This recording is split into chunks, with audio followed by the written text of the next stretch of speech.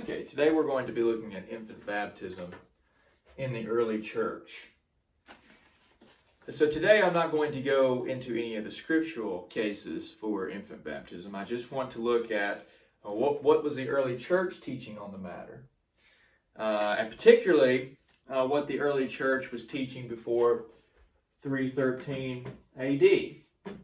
Now, what did the early church teach about infant baptism before 313 AD? Well, what is 313 AD? Why is that significant? Well, that is when Constantine the Great made Christianity into the official religion of the Roman Empire.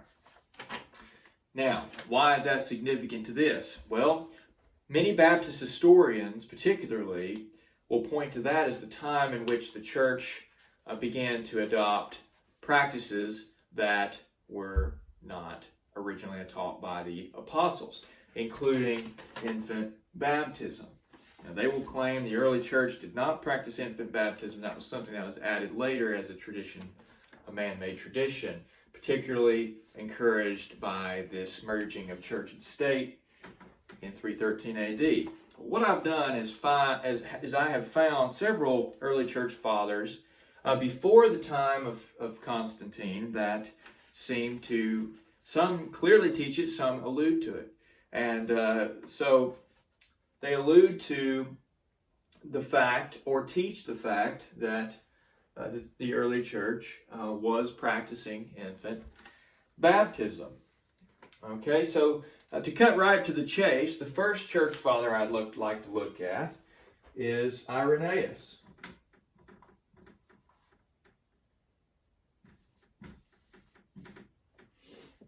I think I spelled that right.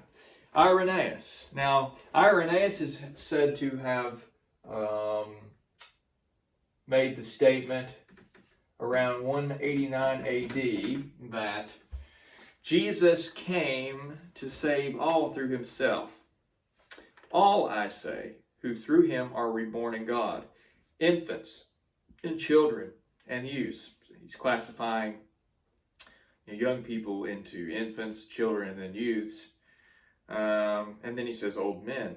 Therefore, he passed through every age, becoming an infant for infants, sanctifying infants, a child for children, sanctifying those who are of that age. And he goes on. Now,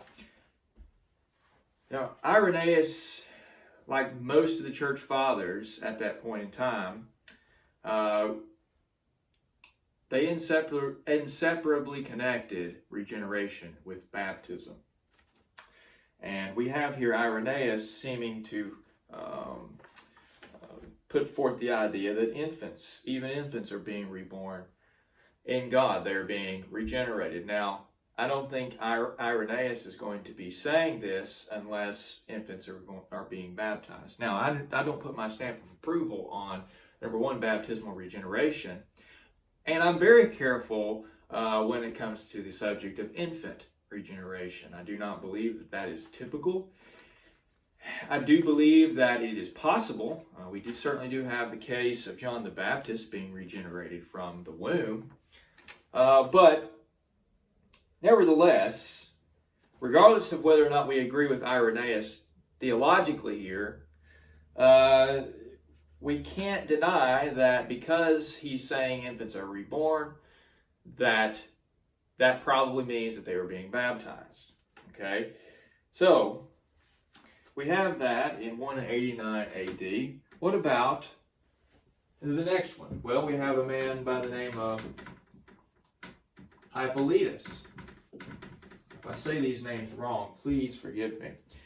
But Hypolitis, he was a church father around 215 AD. He is said to have written this statement in the apostolic tradition, 215 AD. Hypolitis says, "Baptize first the children, and if they can speak for themselves, let them do so. Otherwise, let their parents or other relatives speak for them." It's pretty straightforward. We have no way to interpret that any other way than they were practicing infant baptism. So that's 215. All right, now Origen. Origen is the next one we'll be looking at.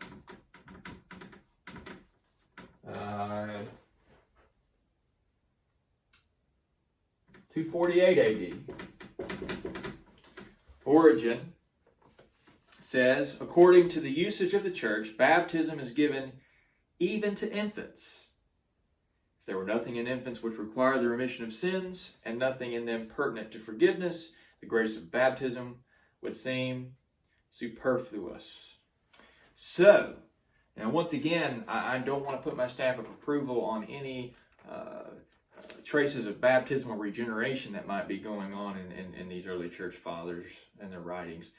But you can't deny, once again, that 240 AD, once again, the church is practicing infant baptism. It is well before 313 AD. Now, he says also, the church received from the apostles the tradition of giving baptism even to infants. Now, why is he saying this? He's saying that this is an apostolic tradition. Okay? So, we have Origen in 248. What about Cyprian of Carthage? Cyprian of Carthage. It's a long title there. And that's around 253 AD.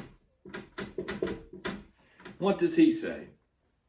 Well, as to what pertains to the case of infants, you said that they ought not to be baptized within the second or third day after their birth, that the old law of circumcision must be taken into consideration, and that you did not think that one should be baptized and sanctified within the 8th day after his birth. Now, what do we see going on here? Immediately, we see Cyprian of Carthage and the other men that he is carrying on this discussion with about this issue. They are seeing baptism as a replacement for circumcision. And as infants, male infants, were to be circumcised on the 8th day, according to Jewish law, after their birth, many in the early church were wondering, well, since baptism has replaced circumcision, are we to wait 8 days before we baptize? So right away, we see the early church adopting the view that we as Reformed Christians would hold, particularly those of the Reformed Methodist or Reformed Presbyterian views, or Anglican, that we continue to apply the covenant sign to infants. There's this continuity there from the Old Testament moving on into the New. We're not told to stop giving the covenant sign, but the covenant sign has changed. So has those who receive it. Not only do males receive it now, but females. But the concept is there. Baptism replacing circumcision. So the debate does not seem to be over whether or not infants should be baptized. The debate is over, should we wait 8 days or are we allowed to do it immediately?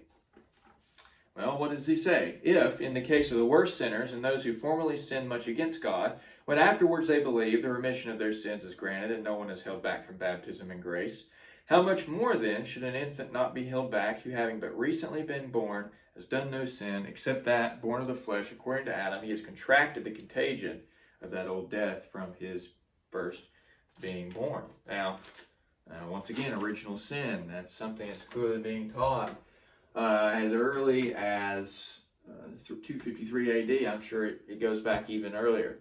Not talking about the scriptures here, which teach all of these things. But, there we go. About 253 AD. Now,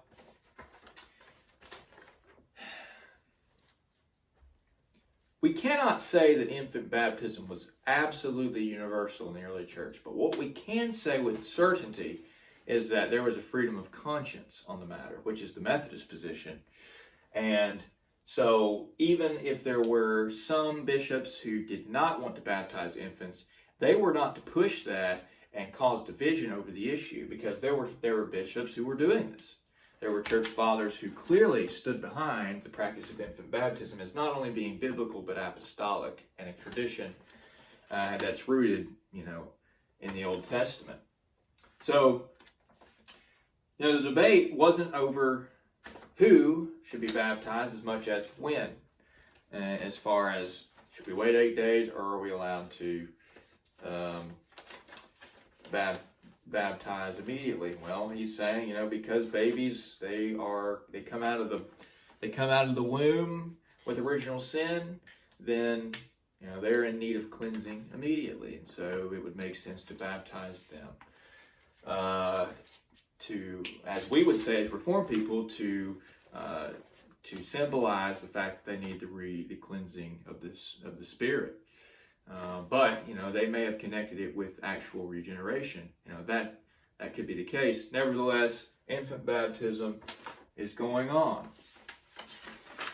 One last one I'd like to mention, and he is even earlier than Irenaeus, although we cannot with certainty draw a conclusion. Well, that's Polycarp. Now, everyone knows Polycarp. He was martyred, I think, around 155 AD. So, a little before Irenaeus. He's pretty much a contemporary of Irenaeus. And Polycarp was martyred because he would not deny the Lord Jesus Christ as the Lord. He would not bow down and worship Caesar. He confessed the Lord Jesus Christ even unto death, and before he was executed or martyred, they gave him one more chance to recant, and what he said was, 86 years I have served him, and he has done me no wrong. Why would I now deny the Lord Jesus Christ? Now, I'm quoting that verbatim. But 86 years I have served him. Now, most historians believe that Polycarp was around 86 when he was martyred. So, why is Polycarp saying that he has served the Lord for 86 years? Well, if we look at baptism as a consecration of the infant to the Lord, into the service of God, setting that child apart from the world, it would make sense for Polycarp to say that he has been serving the Lord for 86 years because that's when he was baptized. That's when he was consecrated to God. Now, 1 Corinthians 7 talks about this, being set apart. An infant is made holy. Why? Or the child is made holy. Why? Well, because you have one believing parent. For the unbelieving husband is sanctified by the wife, and the unbelieving wife is sanctified by the husband. Else were your children unclean, but now are they holy. How are they holy? Because they are set apart from the world, because they're a child of the believer, and they are set apart through getting the sign of the covenant. And that is, in this point in time, baptism. So it is possible that Polycarp was baptized as an infant, and therefore he is able to say, since he's been baptized for 86 years, that he has served the Lord Jesus Christ all of his entire life from his infancy. Now, I'm going to put a question mark beside this. We don't know for certain what was in his mind, but we know that Polycarp taught salvation by grace through faith, reading his epistle to the Philippians. He not only seems to have a good understanding on what the Apostle Paul teaches in Ephesians chapter 2 about how we're saved by God's grace alone, but he also mentions election. So, it could be that Polycarp was in harmony with what we would believe as Reformed Christians today. But nevertheless, it seems that he himself was baptized as an infant. So, that concludes the church fathers that I want to talk about that existed before 313 AD, which is when many of the Baptist historians and Anabaptist historians, since they say that infant baptism was brought in after this point of corruption. But you see, before that period of time, it seems universally that infant baptism is not only accepted, but almost universally practiced. So may God bless you, and until next time.